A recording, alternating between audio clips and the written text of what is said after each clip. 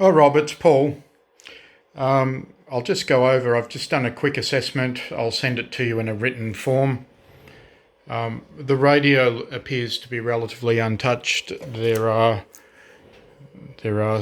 areas of repair, mainly in the RF stage here. This has been worked on here.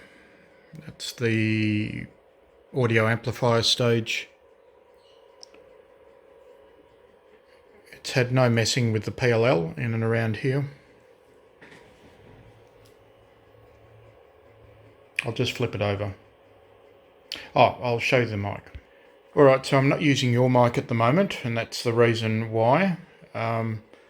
What we need to do is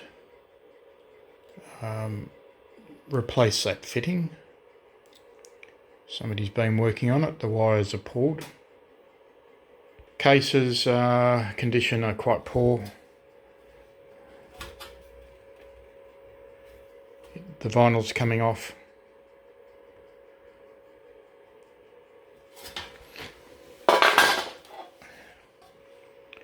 The plastic on this is intact. There's no burn marks from any damage. It's just had a lot of water in it, moisture.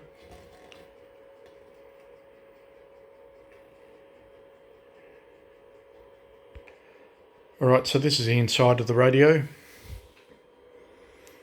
We can see all original caps going through the radio.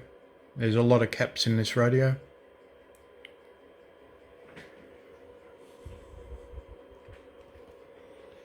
It looks relatively untouched. All the original transistors are in place.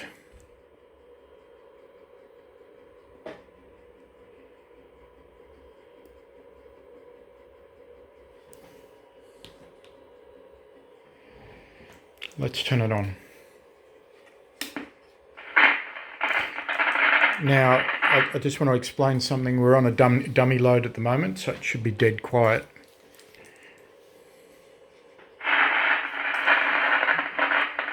Okay. I'm going to put it's in AM mode at the moment. I'm using a teleradio mic. There's TX. We've got TX on the meter there. And that should be 27015. It's not. So it's off frequency.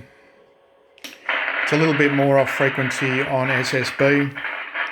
I'll just do a two-tone test and I'll show you the power output on SSB. So we're in LSB now. Okay, so this is a low tone. It's 4 watts on SSB.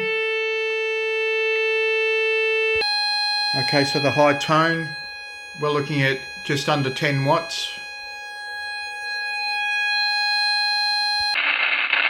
Now, it looks like somebody has replaced the power plug at the back of this. It's a 2-pin square plug. And the plug should be a realistic style plug, which should look like that. Okay. That's about it. I'll just put the covers back on and yeah, we'll take it from there.